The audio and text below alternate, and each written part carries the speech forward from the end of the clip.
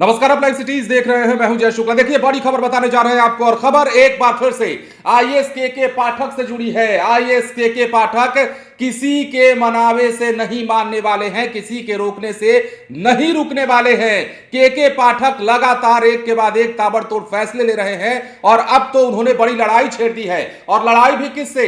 जो लड़ाई कई महीनों से चलती आ रही है, राजभवन से, राज्यपाल से डायरेक्ट टकराव जो है के पाठक का दिख रहा है। और अब जो है शिक्षा विभाग की ओर से, के पाठक की ओर से राजभवन को चिट्ठी लिखी गई है, और चिट्ठी में यह तक कह दिया गया है कि हमारे काम के बीच में हस्तक्षेप मत करिए, शिक्षा विभाग के कामों के बीच में हस्तक्षेप मत करिए। और यह चेतावनी के पाठक के शिक्षा विभाग ने दिया है, जिसके बाद अब यह कहा जा रहा है कि बिहार में भयंकर लड़ाई छिड़ने वाली है। और सब बड़ी बात यह है कि के पाठक जो बड़े बड़े फैसले ले रहे हैं, के पाठक के इन फैसलों से जो नाराजगी सामने आ रही है, उस नाराजगी का असर नीतीश कुमार पर कितना पड़ेगा। क्योंकि यह भी कह रहे हैं पॉलिटिकल पंडित कि नीतीश कुमार के लिए दिन प्रतिदिन के पाठक सिर दर्द बनते जा रहे हैं। अब कैसे, वो भी समझने की कोशिश करेंगे।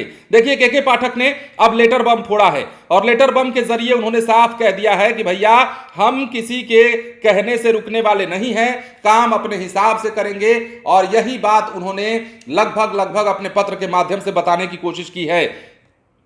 शिक्षा विभाग के अपर मुख्य सचिव के पाठक अपने काम और बयान को लेकर विवादों में रहते हैं। इस बार उनके निशाने पर राज्यपाल सचिवालय है। के पाठक ने राज्यपाल के प्रधान सचिव रॉबर्ट एल चोंगथू को पत्र लिखते हुए राज्यपाल सचिवालय को कानून का पाठ पढ़ाया है। के पाठक ने राजभवन सचिवालय को शिक्षा विभाग के किसी कार्य में हस्तक्षेप नहीं करने की सलाह भी दी है। के पाठक ने राज्यपाल के प्रधान सचिव रॉबर्ट एल चोंगथू को पत्र लिखते हुए कानून का पाठ पढ़ाया है, और नसीहत भर भी दी है, और कहा है कि राज्यपाल को उनकी शक्तियों के बारे में भी बताया है। के पाठक ने पत्र के माध्यम से पूछा है कि किस नियम के तहत कुलाधिपति ने विश्वविद्यालय के कुलपतियों को शिक्षा विभाग की बुलाई गई बैठक में शामिल होने की अनुमति देने से इनकार कर दिया। मतलब के पाठक की नाराजगी इस बात से है कि आखिर बार बार शिक्षा विभाग की ओर से जब कुलपतियों की बैठक बुलाई जा रही है, वीसीज की बैठक बुलाई जा रही है, बार बार इस बात का हवाला दिया जा रहा है कि राजभवन की ओर से आदेश नहीं आया, राजभवन की ओर से मना कर दिया गया। तो अब के पाठक की शिक्षा विभाग ने यही सवाल पूछा है राज्यपाल सचिवालय से कि आप बताइए कि किस अधिकार के तहत आप बार बार कुलपतियों को शिक्षा विभाग द्वारा बुलाई गई बैठक में आने से रोकते हैं।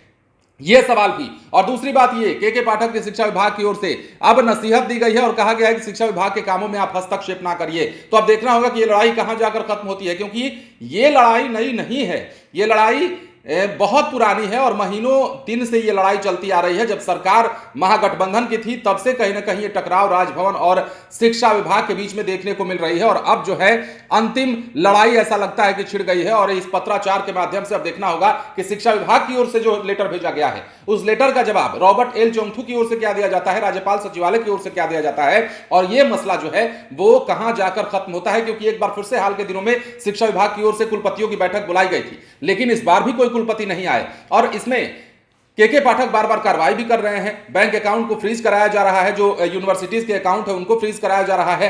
बार बार उन्हें उनके वेतन पर रोक लगाई जा रही है। जितने पैसे हैं, जो निकासी का मामला होता है, विश्वविद्यालय जिससे संचालित होते हैं, वो तमाम कार्य ठप पड़े हुए हैं, सिर्फ और सिर्फ इसलिए क्योंकि के पाठक ने बड़ी कार्रवाई की है। और अभी कार्रवाई की जद में कई विश्वविद्यालय हैं शिक्षा विभाग के नजर में। लेकिन ऐसे में अब राजभवन से जो लड़ाई छिड़ गई है, जो के पाठक ने अब चेतावनी दे दी है, नसीहत दे दिया है, उस पर क्या जवाब आता है और लड़ाई कितनी दूर तक जाती है, देखने वाली बात होगी। बने रहे लाइव सिटीज के साथ। धन्यवाद।